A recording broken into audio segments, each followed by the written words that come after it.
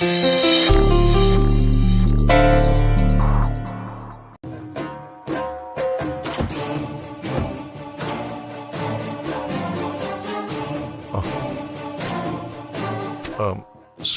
അമ്മ അവള് മുകളിലുണ്ട്. രാജ, എന്തായി രാഗസുധയുടെ കാര്യം?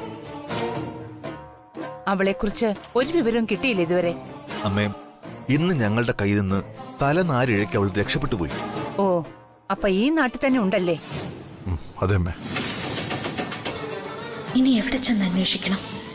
ആരോട് ചോദിക്കണം? ആലോചിച്ചിട്ട് ഒരു പിടിയും കിട്ടുന്നില്ലല്ലോ ഈശ്വര.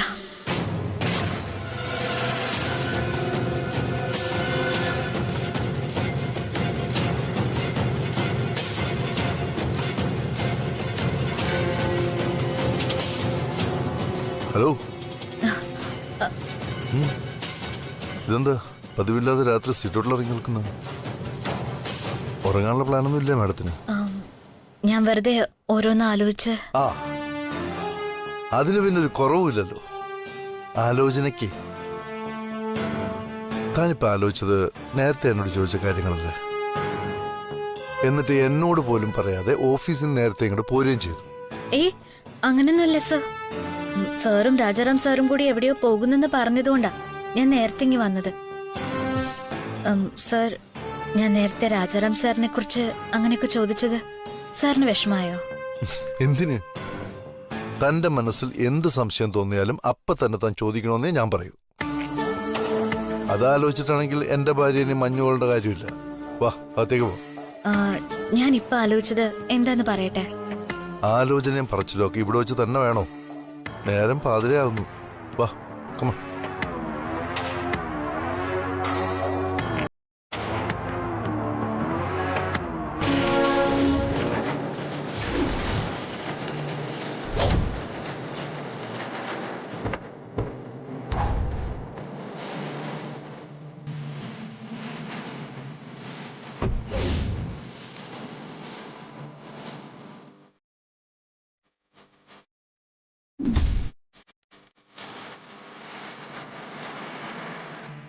ഫോട്ടോ എങ്ങനെ?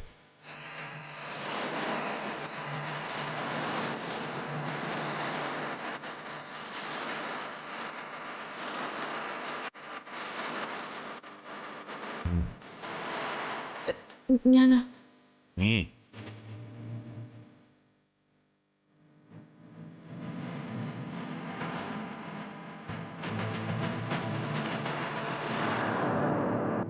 എന്താ പേര്? ചെവി കേട്ടൂടെ?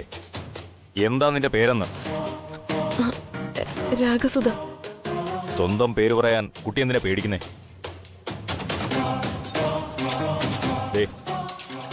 ഇയാളെ എവിടെയെങ്കിലും കണ്ടിട്ടുണ്ടോ?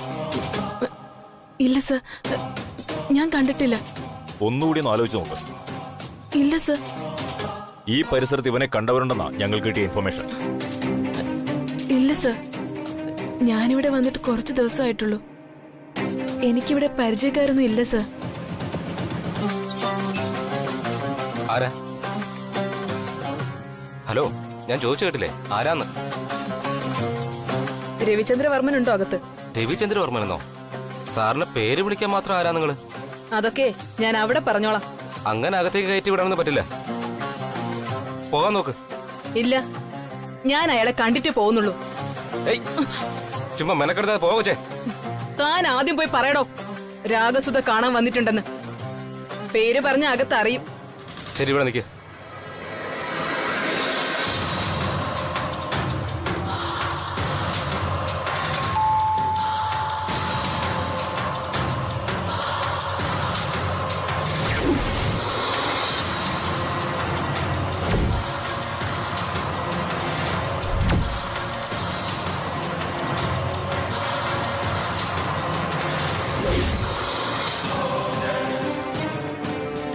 എന്താ സാറേ, ഒരു പെൺകുട്ടി കാണാൻ വന്നിരിക്കുന്നു.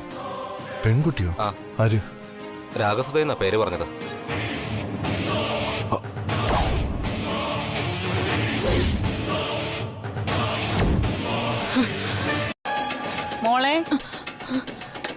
നീ എന്താ പകൽ സ്വപ്നം കാണുവാണോ? ഞങ്ങൾ രണ്ടുപേരും കൂടെ കുറെ നേരം നിന്നോട് സംസാരിക്കുന്നു. ഞങ്ങൾ കരുതി ഞങ്ങൾ സംസാരിക്കുന്ന മുഴുവൻ മോള് കേൾക്കുകയായിരുന്നു. പിന്നെ ആളിവിടെയൊന്നും ഇല്ല, വേറെ ലോകത്താണെന്ന്. ആ പ്രായം അതല്ലേ, സ്വപ്നം കാണാനും അതിനൊത്ത് ജീവിക്കാനും ആഗ്രഹമുള്ള പ്രായം. ഈ പ്രായത്തിലെ പെൺകുട്ടികൾ ഇങ്ങനെയൊക്കെ തന്നെയാ. അങ്ങനെ ഈ പ്രായത്തിലൊരു സാധാരണ പെൺകുട്ടി കാണുന്ന സ്വപ്നങ്ങളൊന്നും അല്ല ആന്റി എനിക്കുള്ളത്. അങ്ങനെ മധുര സ്വപ്നങ്ങൾ കാണാവുന്ന മാനസികാവസ്ഥയിലും അല്ല. മൈലാഞ്ചി ഇടേണ്ട കൈകളിൽ ആയുധവും കൺമഷിയിടേണ്ട കണ്ണുകളിൽ പകയും മനസ്സിൽ നിറയെ വൈരാഗ്യവും മാത്രമാണുള്ളത്. എല്ലാം ഉള്ളിടത്ത് നിന്ന് ഒന്നുമില്ലാതെ എന്നെ ഇവിടെ വരെ എത്തിച്ചവരോടുള്ള പകയും വൈരാഗ്യവും. ചിലപ്പോ എന്റെ ലക്ഷ്യത്തിലെത്താതെ തന്നെ ഞാൻ മരിച്ചു പോയെന്നിരിക്കും. എന്നിരുന്നാലും മരിക്കുന്നതിന് ഒരു നിമിഷം മുന്നെയെങ്കിലും ഞാൻ അവനെ വക വരുത്തിയിരിക്കും. അതാ എന്റെ സ്വപ്നവും ജീവിത ലക്ഷ്യവും. മോളുടെ സംസാരത്തിൽ നിന്ന് മോളോട് ആരൊക്കെയോ വലിയ ചതികൾ ചെയ്തിട്ടുണ്ടെന്ന് മനസ്സിലായി.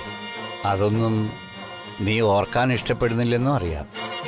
അതുകൊണ്ട് കാര്യം എന്താണെന്ന് ഞാൻ ചോദിക്കുന്നില്ല. എങ്കിലും ഞങ്ങൾക്ക് ഇതുപോലൊരു മോളുള്ളതുകൊണ്ട് ഒരച്ഛൻ്റെ സ്ഥാനത്ത് നിന്ന് ഞാനൊരു കാര്യം പറയാം. മോൾക്കത് ഉൾക്കൊള്ളാതിരിക്കാം. നമ്മളോട് ആരെങ്കിലും, അത് വീട്ടുകാരായിക്കോട്ടെ, നാട്ടുകാരായിക്കോട്ടെ, ശത്രുക്കളായിക്കോട്ടെ, ആരായാലും ശരി, അവർ നമ്മളോട് എന്ത് ചതി ചെയ്തു എന്ന് പറഞ്ഞാലും അവർക്ക് കൊടുക്കാൻ പറ്റുന്ന ഏറ്റവും വലിയ ശിക്ഷ എന്താണെന്ന് മോൾക്കറിയാമോ? ക്ഷമ. തിരക്കിനിടയിൽ താൻ മറന്നുപോയ ഒരു കാര്യമുണ്ട്.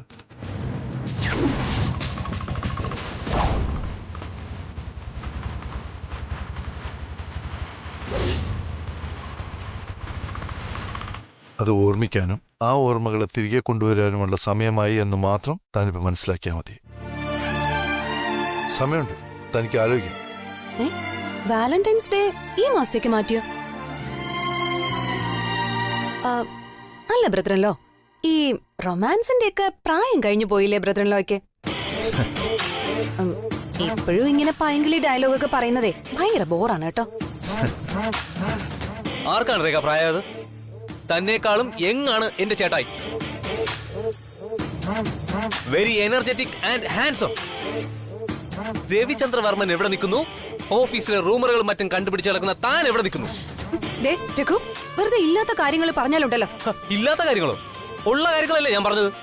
രഘു, എന്താ ഇത് കൊച്ചുകുട്ടികളെ പോലെ വഴക്കൂടുന്ന? രണ്ടാളോടും ഞാൻ പറഞ്ഞിട്ടുള്ളതല്ലേ. അനിയത്തി കുട്ടി ഒരു തമാശ പറഞ്ഞല്ലേ. നല്ല തമാശകളെ തിരിച്ച് തമാശകൾ കൊണ്ട് തന്നെ നേരിടാൻ പഠിക്കണം.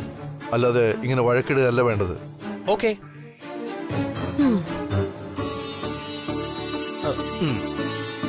കഴിക്കേ കഴിക്കേ കഴിക്കോ.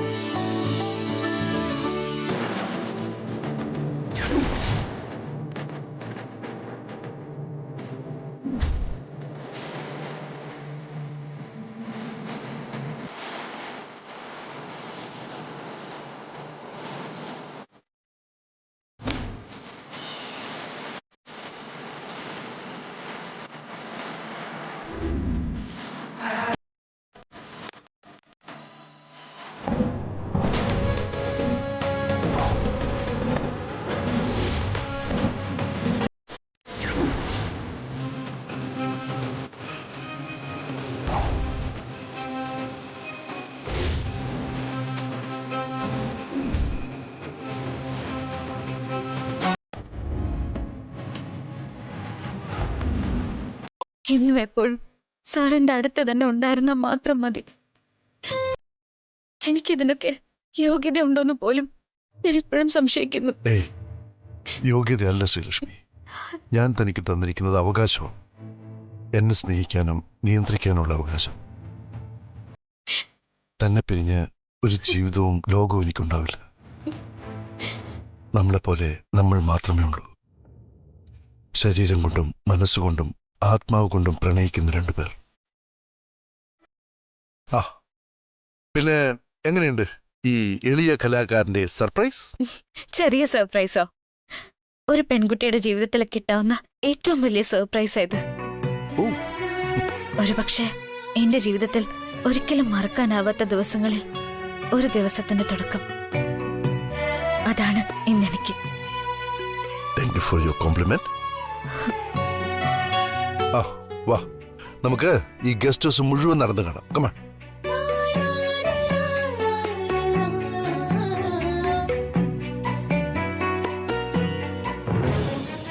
ഞാൻ അകലം തോറും സാറിനെ ഒരുപാട് സ്നേഹിച്ചിരുന്നു എന്ന് എന്നെ പലപ്പോഴും മനസ്സിലാക്കി തരുന്നുണ്ട്. സാറിന്റെ സന്തോഷം ഞാനായിട്ട് കളയുന്നത് ശരിയല്ല. രാഗസുധയെ വേഗം കണ്ടുപിടിച്ച് സത്യങ്ങൾ അന്വേഷിച്ചറിഞ്ഞ് എല്ലാത്തിനും ഒരു അവസാനം ഉണ്ടാക്കി സാറിന്റെ ശ്രീലക്ഷ്മിയായി ജീവിക്കണമെന്നുള്ളതായിരുന്നു എന്റെ ആഗ്രഹം.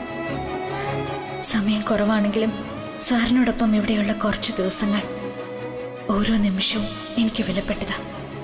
അത് നഷ്ടപ്പെടുത്തിയ അതൊരു തീരെ നഷ്ടമായി മാറും എനിക്ക്. ഇനി കുറച്ചു ദിവസം സാറിൻ്റെത് മാത്രമായി എനിക്ക് ജീവിക്കണം. രവി സാറിന്റെ മാത്രം ശ്രീലക്ഷ്മി.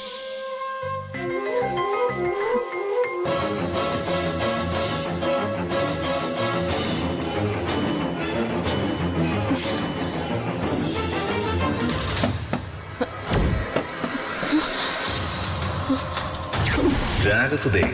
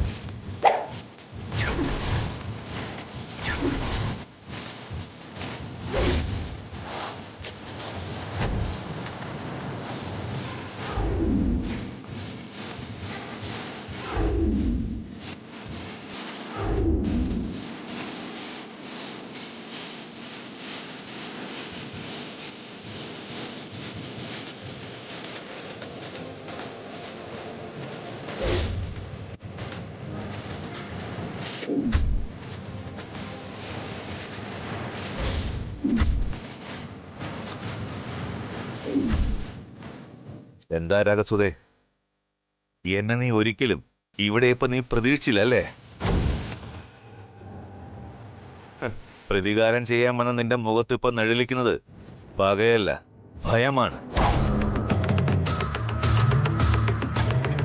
നീ ഈ വീട്ടിലേക്കുള്ള വഴി തിരിഞ്ഞപ്പോഴേ ഞാൻ അറിഞ്ഞു.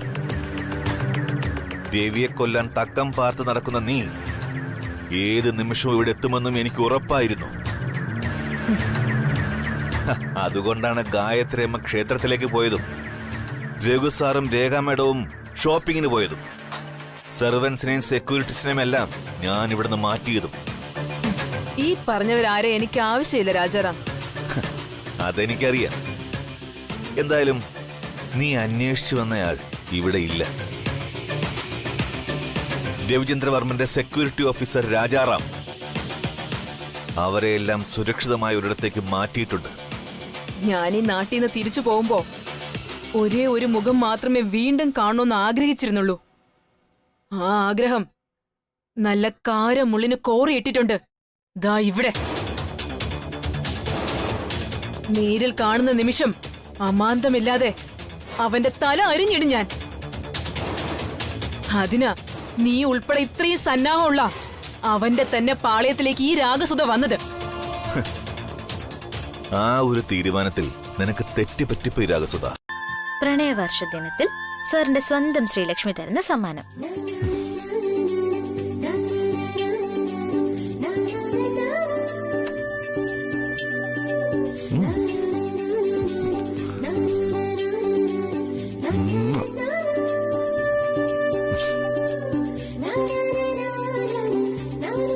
എന്നാ പിന്നെ കേക്ക് മുറിച്ചാലോ? വാ.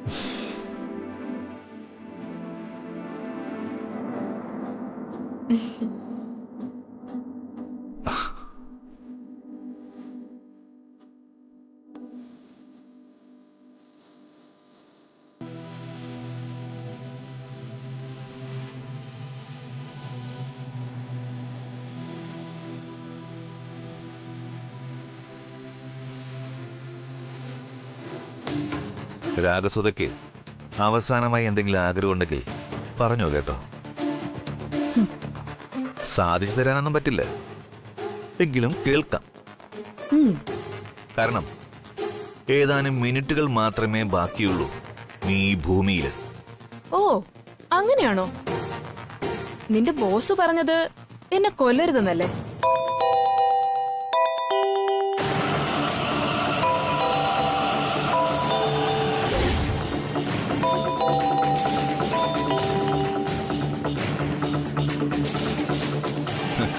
രവിയ, നിന്റെ കാര്യം അറിയാൻ വിളിച്ചതാ. ഇനി ഞാൻ ഈ കോൾ എടുക്കുന്നത് നീ മരിച്ചതിന് ശേഷമായിരിക്കും. കൊല്ലരുതെന്ന് രവി പറഞ്ഞെങ്കിലും നീ ജീവനോട് ഇരുന്ന ഇന്നല്ലെങ്കിൽ നാളെ വീണ്ടും അത് രവിക്ക് ആപത്തായി മാറും. ഉറപ്പാണ്. കൊന്നാലല്ലാതെ എന്റെ മനസ്സിലുള്ള പക അടങ്ങില്ല രാജാറാം. എന്തൊക്കെയായാലും നിന്നെ ഞാൻ സമ്മതിച്ചിരിക്കുന്നു. സർവവും അടക്കി ഭരിക്കുന്ന രവിവർമ്മന് എന്റെയും രാഗസുധയുടെയും മറുപടി നിന്റെ ജീവനറ്റ ശരീരം. വേണ്ട ബാലമ്മ, എന്റെ യുദ്ധവും പോരാട്ടവും ഇവനോടല്ല. ഇവൻ ജീവിച്ചിരിക്കണം. രവിവർമ്മൻ എനിക്ക് ഭിക്ഷയെ തരാന്ന് പറഞ്ഞ എന്റെ ജീവൻ അവന്റെ വിശ്വസ്തനായ കൂട്ടുകാരന് ഞാൻ ദാനമായിട്ട് കൊടുക്കുന്നു.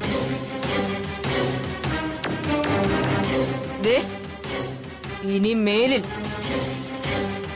മേലിൽ എന്റെയും അവന്റെ ഇടയിൽ നീ കേറി വന്നാൽ ഈ സൗജന്യം ഇനി കിട്ടിയെന്ന് വരില്ല. നീ നല്ലൊരു വേട്ടപ്പട്ടിയാ. യജമാനന്റെ ആജ്ഞയ്ക്കനുസരിച്ച് ശത്രുക്കളെ കടിച്ചു കീറാൻ മടിയില്ലാത്ത വേട്ടപ്പട്ടി. നിന്റെ വീറും വാശിയൊക്കെ എനിക്ക് ഇഷ്ടപ്പെട്ടു. അതുകൊണ്ട് മാത്രമല്ല നിന്നെ ഞാൻ വെറുതെ വിടുന്നത്.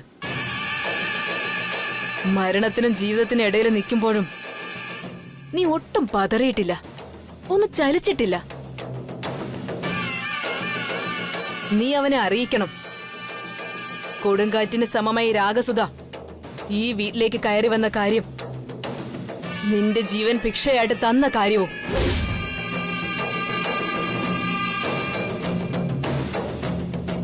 ഇനി നീ എനിക്ക് നേരെ കളിക്കാൻ വരുന്നത് നീ നിന്റെ തന്നെ സഞ്ജയനെ കാട് അടിക്കാൻ കൊടുത്തതിന് ശേഷമായിരിക്കണം.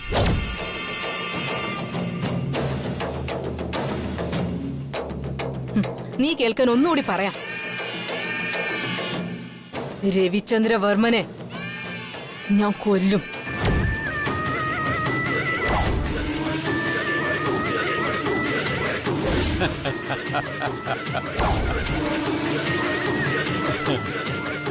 ബാലമ്മ, ഇത്രയും വർഷം കാത്തിരുന്നിട്ട് ഇപ്പൊ കാണിച്ചത് എടുത്തിയാട്ടമായിപ്പോയി. ഞാൻ വരാൻ അല്പം വൈകിയിരുന്നെങ്കിൽ എന്താ സംഭവിക്കുന്നറിയാമോ? അറിയാമായിരുന്നു, ഒന്നും സംഭവിക്കില്ല എന്നറിയാമായിരുന്നു. അങ്ങനെ പെട്ടെന്ന് രാഗസുധയുടെ ജീവൻ എടുക്കാൻ ഇവിടെ ആർക്കും സാധിക്കില്ല. ആ രവിവർമ്മനെ കൊന്ന് എന്റെ ചേച്ചിയുടെ ആത്മാവിന് ശാന്തി ലഭിക്കുന്നത് വരെ ഈ രാഗസുധയ്ക്ക് ഒരു പോറല് പോലും ഏൽക്കില്ല. ഏൽപ്പിക്കില്ല എന്റെ മുത്തുമാരി അമ്മൻ. എന്റെ ചേച്ചിയെ പോലെ വേറൊരാളുടെ കൈകൊണ്ട് മരണപ്പെടേണ്ടവളല്ല ഞാൻ. എന്റെ ചേച്ചിക്ക് പറ്റിയ അബദ്ധം അനിയത്തിക്ക് ഒരിക്കലും പറ്റാൻ പോകുന്നില്ല. എന്നാലും ഇനി അങ്ങോട്ട് കാര്യങ്ങൾ അത്ര എളുപ്പമാവില്ല. കാരണം ബാലമ്മയുടെ യഥാർത്ഥ മുഖം അവര് മനസ്സിലാക്കിയ സ്ഥിതിക്ക് ഇനി അവര് വെറുതെ ഇരിക്കില്ല. ഏത് വിധേനയും അവര് നമ്മളെ തേടി കണ്ടുപിടിക്കാൻ ശ്രമിക്കും. പക്ഷെ അതിനു മുമ്പ് ആ രവിവർമ്മനെ പറഞ്ഞയക്കണം എനിക്ക്. പക്ഷെ എങ്ങനെ? രാഗസുത കരുതും പോലെ അത്ര നിസാരമല്ലത്. ഇത്രയും സെക്യൂരിറ്റീസിനെയും ഭേദിച്ച് രവിയുടെ ദേഹത്തൊന്ന് സ്പർശിക്കാൻ പോലും പറ്റുക എന്നുള്ളത് വിചാരിക്കുന്ന പോലെ അത്ര എളുപ്പമുള്ള കാര്യമല്ല. ഞാൻ ആ വീട്ടിലുള്ളപ്പോ എല്ലാ വിവരങ്ങളും അപ്പപ്പോ അറിയിച്ചാണ് നമ്മൾ ഇത്രയും കളികൾ കളിച്ചത്. ഇപ്പോ ഇത്രയും നാളും ഞാൻ അവരുടെ മനസ്സിൽ പടുത്തുയർത്തിയ വിശ്വാസം നശിച്ചു കഴിഞ്ഞു. ഇനി ഞാൻ എങ്ങനെ രാഗസുതയെ സഹായിക്കും?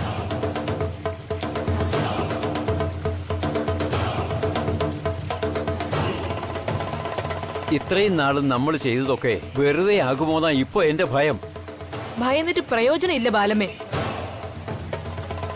ഇപ്പൊ ഈ സംഭവിച്ചതെല്ലാം നല്ലതിനാന്ന് വിശ്വസിക്കും. ഒളിച്ചു താമസിച്ചിരുന്ന ഞാൻ അപ്രതീക്ഷിതമായി ഇവിടെ എത്തിയത് ബാലമ്മ ആരാണെന്ന് അവര് മനസ്സിലാക്കിയതും ഒക്കെ യാദൃച്ഛികമായി സംഭവിച്ചതാണെങ്കിലും അതൊക്കെ നല്ലതിനാണെന്ന് വിശ്വസിക്ക്.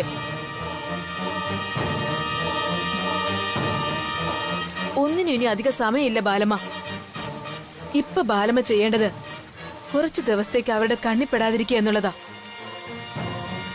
തൽക്കാലം എങ്ങോട്ടെങ്കിലും മാറിക്കോ. പറ്റുമെങ്കിൽ ആശ്രമത്തിലേക്ക് പൊയ്ക്കോ. എപ്പോ എന്ത് എങ്ങനെ ചെയ്യണമെന്നൊക്കെ ഞാൻ അറിയിക്കാം. പിന്നെ ഫോൺ തൽക്കാലത്തേക്ക് ഓണാക്കണ്ട. ഇപ്പോഴും നമ്മുടെ ലക്ഷ്യം രാഗസുത തന്നെയായിരിക്കണം. ബാലമ്മയെ പോലുള്ള ചാരന്മാർ ഇനിയും നമ്മളുടെ ഇടയിൽ അവളെ സഹായിക്കാനുണ്ടാവും. അവളെ പിടിക്കാനായാൽ മറഞ്ഞിരിക്കുന്ന ആ ചാരന്മാരെ നമുക്ക് പിന്നെ മൈൻഡ് ചെയ്യേണ്ട കാര്യമില്ല. അവർ തനിയെ വന്നിടത്തേക്ക് തന്നെ മടങ്ങിക്കോളും. എനിക്ക് മനസ്സിലായി രവി. ഞാനും ശ്രീലക്ഷ്മിയും ഗസ്റ്റ് ഹൗസിൽ നിന്ന് തിരികെ വരുന്നതിന് മുമ്പ് നീ അവളെ ലോക്ക് ചെയ്തിരിക്കണം. അല്ലെങ്കിൽ അത് ശ്രീലക്ഷ്മിയുടെ ജീവനും ആപത്താണ്. ഞാൻ നോക്കിക്കൊള്ളാം രവി. അവളുടെ രക്ഷയ്ക്ക് ആര് വന്നാലും അടുത്ത തവണ അവൾ എൻ്റെ കയ്യിൽ നിന്ന് രക്ഷപ്പെടില്ല. അതത്ര എളുപ്പമുള്ള കാര്യമല്ല രാജാറാം. മീനിന്റെ ജന്മമാ അവളുടേത്. കയ്യിൽ കിട്ടിയെന്ന് വിചാരിക്കുന്ന അടുത്ത നിമിഷം അവൾ വഴുതിപ്പോവും. ഇനി അങ്ങനെ ഉണ്ടാവില്ല രവി. ശരി. പിന്നെ എനിക്ക് നിന്നോട് പ്രത്യേകമായിട്ടൊരു കാര്യം പറയാനുണ്ട്.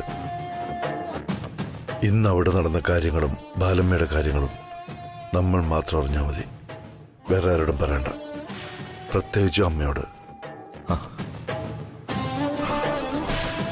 അത് ചിലപ്പോ ആ പാവത്തിന് ഉൾക്കൊള്ളാൻ കഴിഞ്ഞെന്ന് വരില്ല.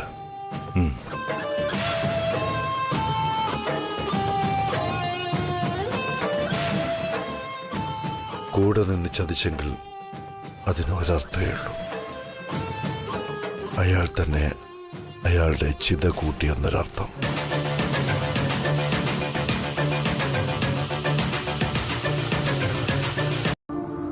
പിന്നെ ഞാൻ ഇന്ന് രവിയുടെ കാര്യം പറഞ്ഞത് മുൻകൂട്ടിയുള്ള അറിവോടെയല്ല.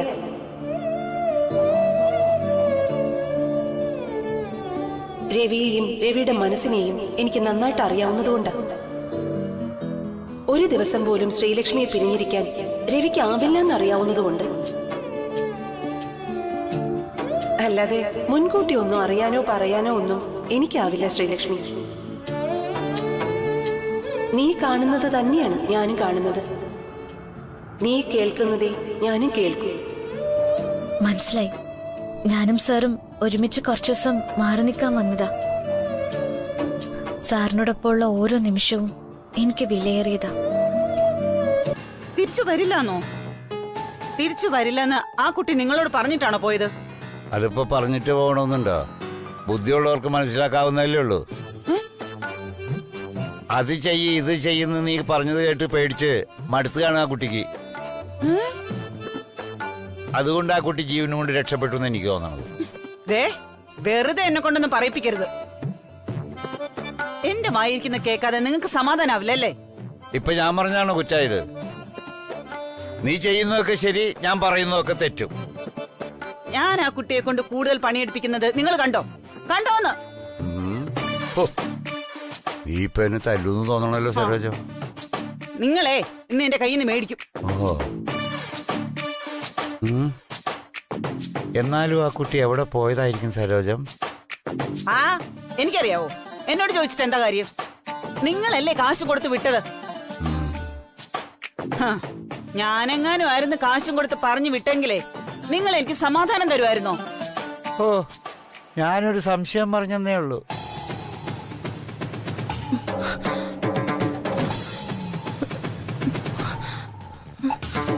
നീ വിചാരിക്കുന്ന പോലെയൊന്നുമില്ല. ആ കുട്ടി വരും, വരാതെ എവിടെ പോനാ?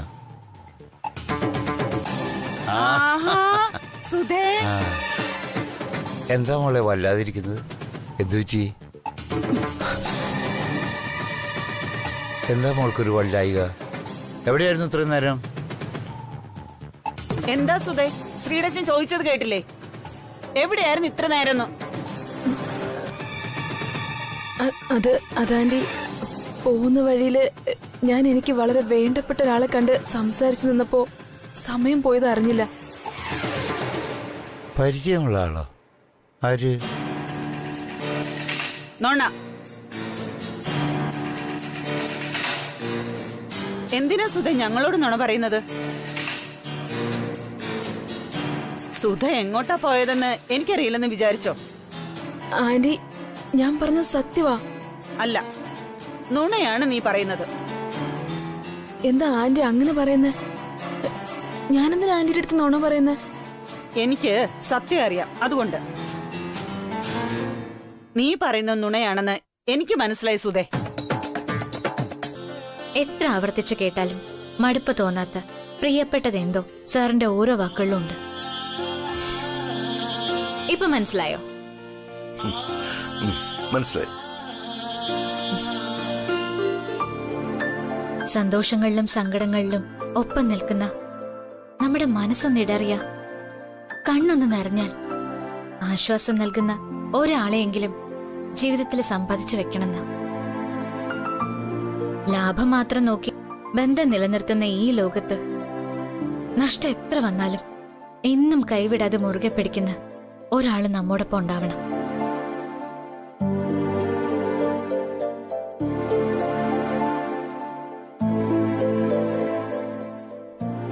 അങ്ങനെ ഒരാളാണ് എന്റെ മുന്നിൽ ഈ നിൽക്കുന്നത്.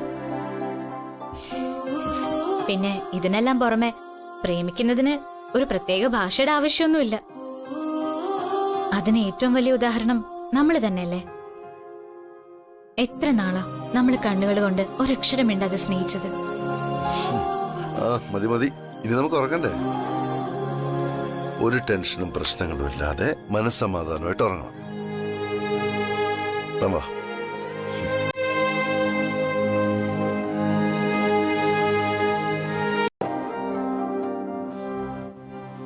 സുരശ്മി,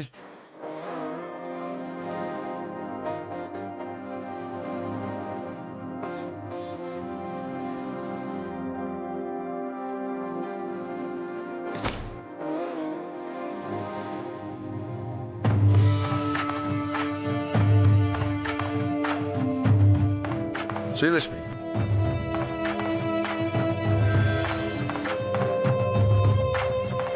സുരശ്മി,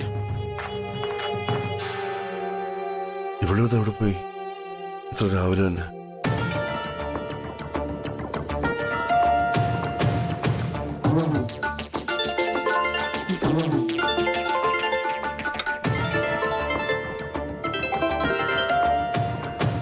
ഹലോ. ആ അമ്മേ, ശ്രീലക്ഷ്മി അവിടെ വന്നിരുന്നോ? ഇല്ലല്ലോ. എന്തു പറ്റി? ഒന്നുമില്ല അമ്മേ, രാവിലെ ശ്രീലക്ഷ്മിയെ കാണുന്നില്ല. കാണുന്നില്ലെന്നോ? ശ്രീലക്ഷ്മി പിന്നെ എവിടെ പോയി? ടെൻഷനൊന്നും വേണമ്മേ, ഇവിടെ എവിടെയെങ്കിലും കാണും. ഞാനൊന്ന് വിളിച്ചു നോക്കിയെന്നേ ഉള്ളൂ. ഞാൻ വിളിക്കാമേ. ശരി.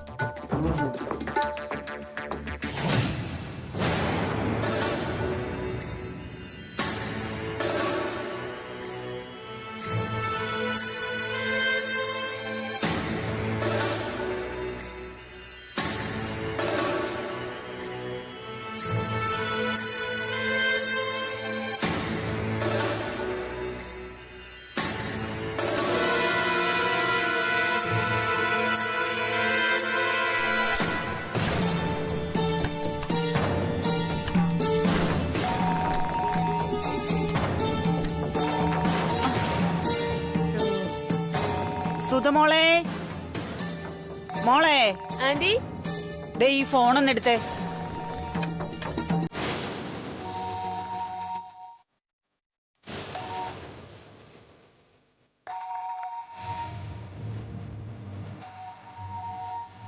എന്താ ആന്റി? ആ ഫോണൊന്നെടുത്തേ. കട്ടായി. കട്ടായോ? ആവശ്യമുള്ളവരാണ് പിന്നീട് വിളിച്ചോളൂ.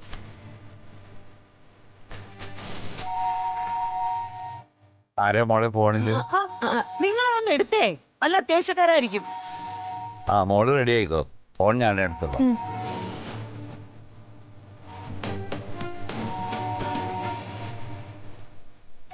രവി സാറാണല്ലോ. Hello sir. ശ്രീലക്ഷ്മി അച്ഛാ, സുഖാണോ സാർ? സുഖമാണ് ശ്രീലച്ച. അവിടെയോ? സുഖാണ്. ഇല്ല സാറെന്താ രാവിലെ എന്തെങ്കിലും പ്രശ്നമുണ്ടോ? പ്രശ്നമോ? എന്ത് പ്രശ്നം? പ്രശ്നമൊന്നുമില്ല, ഞാൻ വെറുതെ ഒന്ന് വിളിച്ചതേ ഉള്ളൂ. ഇല്ല, മോളെവിടെ സാർ? ശ്രീലക്ഷ്മി ഇവിടെ ഉണ്ട്, ഫ്രഷ്. ശ്രീലക്ഷ്മി അച്ഛാ, ഞാൻ വെറുതെ വിളിച്ചതേ ഉള്ളൂ, ഞാൻ പിന്നീട് വിളിക്കാം. ശരി സാർ. ഓ, മൈ ഗോഡ്, ഇതിവിടെ പോയി.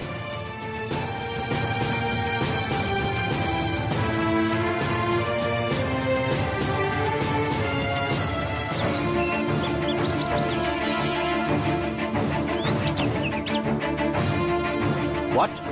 താൻ എന്താണോ ഈ പറയുന്നത്? സർവീസ് റിവോൾവർ നഷ്ടമായിരുന്നു? Sorry sir. എന്ത് സോറി? സോറി പറഞ്ഞാൽ തീരാവുന്നതാണോ ഈ കാര്യം?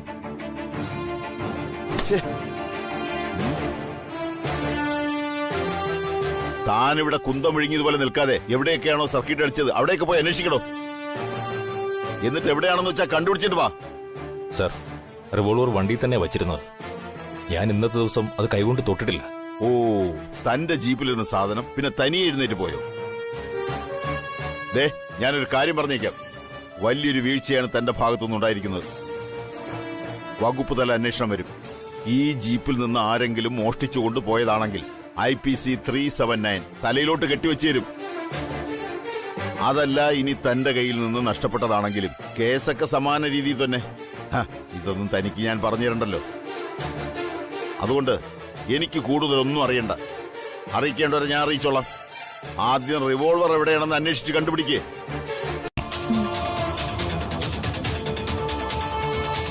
ഈ കേസ് ഞാൻ അന്വേഷിച്ച് സഹോദരിയെ കൺമുന്നിൽ നിർത്തി തന്നാൽ എനിക്കൊരു പ്രത്യുപകാരം ചെയ്തു തരണം.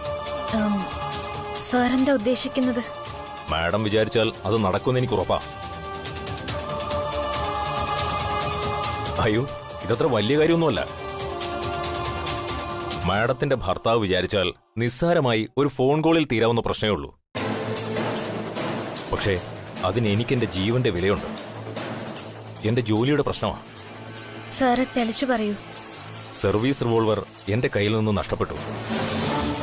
പോലീസ് സ്റ്റാൻഡിംഗ് ഓർഡർ പ്രകാരം അന്വേഷണ വിധേയമായി എന്നെ സസ്പെൻഡ് ചെയ്യാനുള്ള സാധ്യതയുണ്ട്. സാധ്യതയല്ല, സസ്പെൻഷൻ ഉറപ്പാ. അതൊന്ന് മാഡം ഭർത്താവിനോട് പറഞ്ഞ് ശരിയാക്കി തന്നാൽ മാത്രം മതി.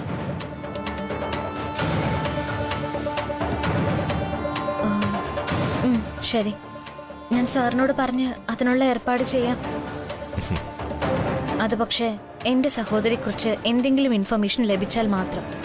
വളരെ ഉപകാരം മാഡം. പിന്നൊരു കാര്യം, സാർ അന്വേഷിക്കുന്നത് വളരെ രഹസ്യമായിട്ടാവണം. നമ്മൾ രണ്ടാളും അല്ലാതെ വേറെ ഒരാൾ പോലും ഇക്കാര്യം അറിയരുത്. അക്കാര്യം ഞാൻ ഏറ്റു മാഡം.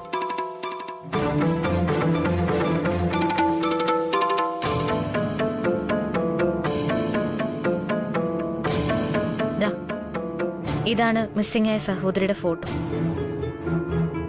പേര് രാഗസുധ.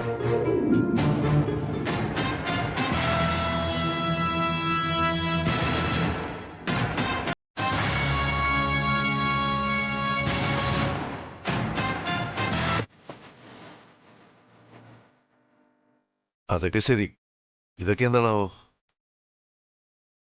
ഈ വീട്ടിലേക്ക് വന്ന കയറിയപ്പോ മുതല് സാർ എനിക്ക് കുറെ സർപ്രൈസ് തന്നില്ലേ? അപ്പോ എന്നെ കൊണ്ടാവുന്ന വിധം ഞാൻ എന്തെങ്കിലുമൊക്കെ ചെയ്യണ്ടേ? ഞാൻ തന്നതൊക്കെ വെച്ച് നോക്കുമ്പോൾ ശരിക്കും സർപ്രൈസ് ഇതാണെന്ന് ഞാൻ പറയും. തന്നെ കാണാതായ വെപ്രാളത്തിൽ നിന്നും ഇങ്ങനെ കണ്ണിന് കുളിർമയേകുന്ന ഒരു സർപ്രൈസ് തന്ന് ശരിക്കും തന്നെ ഞെട്ടിച്ചളഞ്ഞു. മാലാഖമാരെ പോലെയുള്ള ഈ കുഞ്ഞുങ്ങൾ. ആ, നമ്മളുടെ പ്രധാന ദിവസങ്ങളിലെ എല്ലാത്തിനും സാക്ഷിയായി സ്ഥിരമായി എത്താറുള്ള അതിഥി.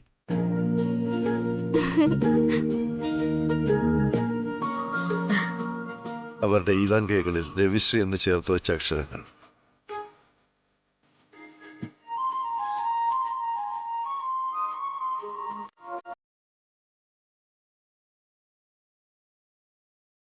സത്യം പറയാലോ സർ, ഞാൻ പെട്ടെന്ന് എന്തോ കാണിച്ചു കൂട്ടിന്നല്ലാതെ അതിന് ഇത്രത്തോളം ഒരു അർത്ഥമുള്ളത് സാറിന്റെ വർണ്ണനയിൽ നിന്നാ മനസ്സിലായത്. താൻ എന്തുദ്ദേശത്തിൽ ചെയ്തതായാലും എനിക്കൊരുപാട് ഇഷ്ടമായി. അത് കേട്ടാ മതി. ഈ ബലൂണിലെ അക്ഷരങ്ങൾ പോലെ എന്നും ചേർന്നിരിക്കണമെന്നേ എനിക്കുള്ളൂ. അതിൽ ഒരു സംശയം തനിക്ക് വേണ്ട. ഇങ്ങനെ ചേർന്ന് തന്നെ നിൽക്കും. അതിനിടയില് വേറെ ആരും വേണ്ട. സാന്ദ്ര മേഡം, എന്താ ഇത്? ഞാൻ ചോദിച്ച കേട്ടില്ലേ? ശ്രീലക്ഷ്മി കണ്ടത് തന്നെ, അതിനപ്പുറം ഒന്നുമില്ല. ആ, ഇനി നിങ്ങൾ പോയി കളിച്ചോ.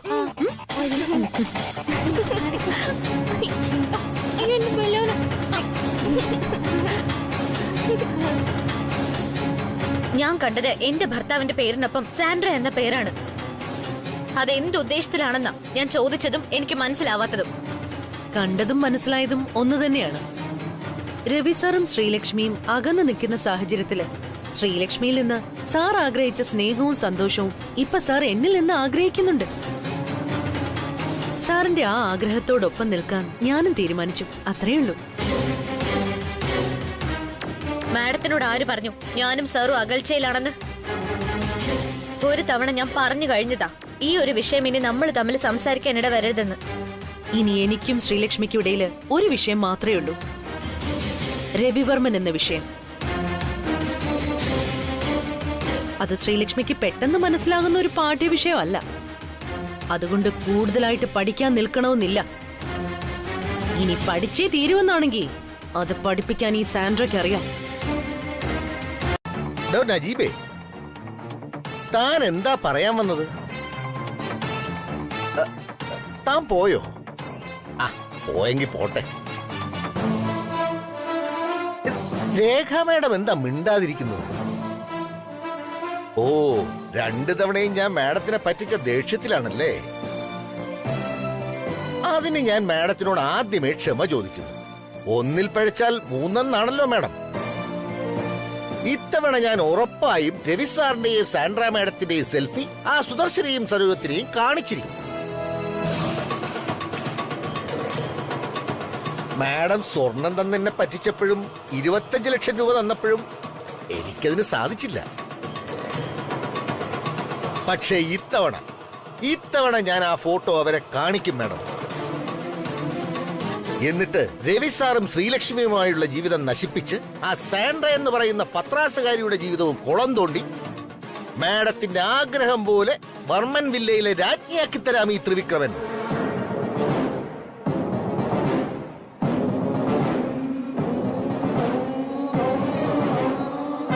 അല്ലെങ്കിലും ആ സാൻഡ്ര എന്ന് പറയുന്നവർക്ക് അഹങ്കാരം കുറച്ച് കൂടുതലാണ്. നിയന്ത്രിക്കാൻ പറ്റുന്ന കുതിരയുടെ പുറത്തെ ഏതൊരു യോദ്ധാവും കയറാവൂ, ഇല്ലെങ്കിൽ തെറിച്ച് താഴെ വീഴും. ഈ സാൻഡ്ര അങ്ങനെ വല്ലതുമാണോ? ഇപ്പൊ ലക്ഷ്യം വെച്ചിരിക്കുന്നത് രവി സാറിനെയാണെന്ന് ഞാനും അറിഞ്ഞു. ഈ സാൻഡ്രയെ അത്ര നിസ്സാരമായി കാണുന്നത് അപകടമാണ്. രവി സാറാണെങ്കിൽ ഒരിക്കലും മെരുങ്ങാത്ത കുതിരയും. ഈ സാൻഡ്ര വൈസ് പ്രസിഡന്റ് ഒക്കെ തന്നെയാ. പക്ഷെ ചില സമയം അവളുടെ സ്വഭാവം കണ്ട ചെകിട്ട് നോക്കി വരണം. അയ്യോ മാഡം, മാഡം എന്തിനാ എന്നെ അടിച്ചത്?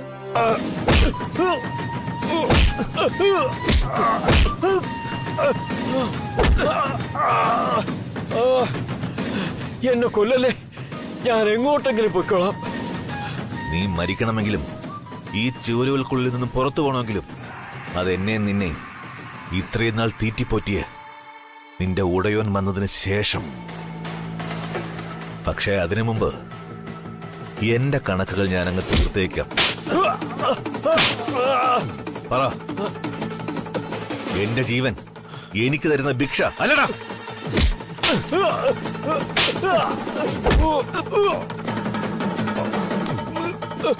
ആശായ വേഷത്തിൽ നിന്ന് ഈ കാണുന്ന മോസ്റ്റ് മോഡേൺ ഗെറ്റപ്പ് അക്ഷരാർത്ഥത്തിൽ നീ എന്നെ ഞെട്ടിച്ചു കളഞ്ഞു. പല തവണകളായി രാമായണവും ഭഗവത്ഗീതയും മാറി മാറി ഉപയോഗിച്ചിരുന്ന നിന്റെ കയ്യിൽ ആയുധങ്ങൾ, ഒരാളെ ഗൺ പോയിന്റിൽ നിർത്താനുള്ള ചങ്കുറപ്പ്, നല്ലത് മാത്രം സംസാരിച്ചിരുന്ന നിന്റെ നാവിൽ നിന്ന് പുറത്തേക്ക് വന്നത് വികട സരസ്വതി ഭാഷ.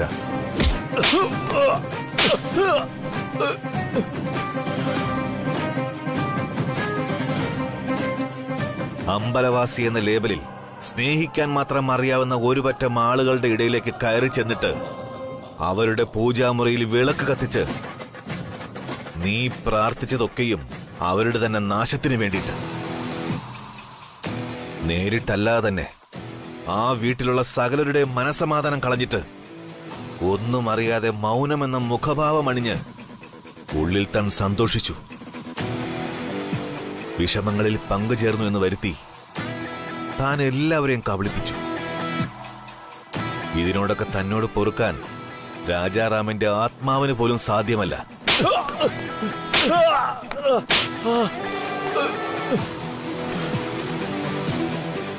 എന്നെ മാത്രമേ നിനക്ക് പിടിക്കാൻ പറ്റിയിട്ടുള്ളൂ. ഞാൻ വെറും ഒരു ഇടനിലക്കാരൻ മാത്രമാണ് രാജാറാം. എന്റെ മുന്നിലും പിന്നിലും തക്കം നോക്കിയിരിക്കുന്നവർ വേറെയുണ്ട്. ഈ സെക്യൂരിറ്റിക്കാരുടെ ബലത്തിലല്ലാതെ നിനക്ക് എന്നെ ഒരു ചുക്കും ചെയ്യാൻ പറ്റില്ല. പക്ഷെ എനിക്കങ്ങനല്ല.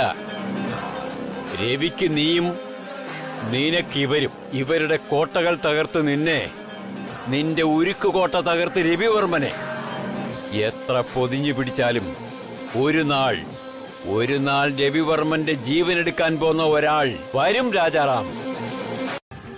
രവി, നീ നോക്കിക്കോ, ഇയാളെ കൊണ്ട് പറയിപ്പിക്കും ഞാനെല്ലാം. അഥവാ പറഞ്ഞില്ലെങ്കിൽ നിന്റെ ഒരു അനുവാദം മതി, ഇയാളെ കൊന്ന് തള്ളും ഞാൻ. അത്രയ്ക്ക് മാത്രം ഉപദ്രവിച്ചിട്ടുണ്ട് നിന്നെ, നിന്റെ കുടുംബത്തിനെ.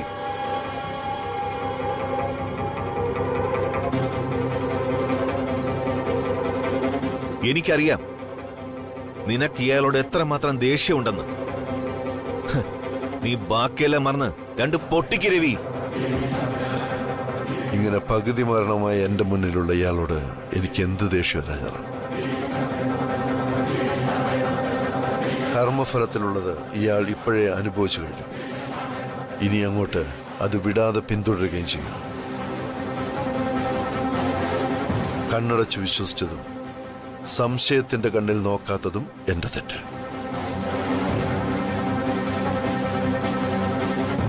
ഒരാളുടെ വേഷം കൊണ്ടും സംസാര രീതി കൊണ്ടും ആരെയും കണ്ണടച്ച് വിശ്വസിക്കരുതെന്നുള്ള പാഠം ഇയാൾ എന്നെ പഠിപ്പിച്ചു. എനിക്കാവശ്യം ഇയാളെ അല്ല, ഇയാളെ കൊണ്ട് ഇതൊക്കെ ചെയ്യിച്ച രാഗസുതയ. ഉടനെ അവളെ എനിക്കിവിടെ കാണണം രാജാറാം. ഞാൻ ഇത്രയും പറഞ്ഞത് തന്നോട് ഞാൻ ക്ഷമിച്ചു എന്നൊരർത്ഥത്തിലല്ല. അതിന് ഈ ജന്മത്തിൽ എനിക്കാവുകയില്ല. കാരണം ബാലമ്മയ്ക്ക് എന്റെ മനസ്സിൽ ഞാൻ തന്നിരുന്ന സ്ഥാനം എത്ര വലുതാണെന്ന് ബാലമ്മയ്ക്ക് അറിയാതെ പോയി.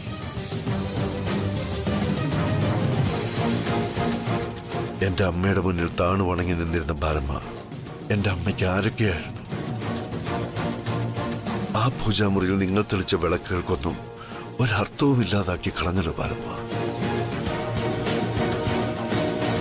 എന്റെ അമ്മയുടെ കൈകൊണ്ട് വിളമ്പിയ ഭക്ഷണം രുചിയോടെ നിങ്ങൾ കഴിച്ചപ്പോഴും നിങ്ങളുടെ ഉള്ളിൽ ഇങ്ങനൊരു രൂപം ഒളിഞ്ഞിരിപ്പുണ്ടെന്ന് ഞങ്ങൾ ആരും കരുതിയില്ല ബാലമ്മ.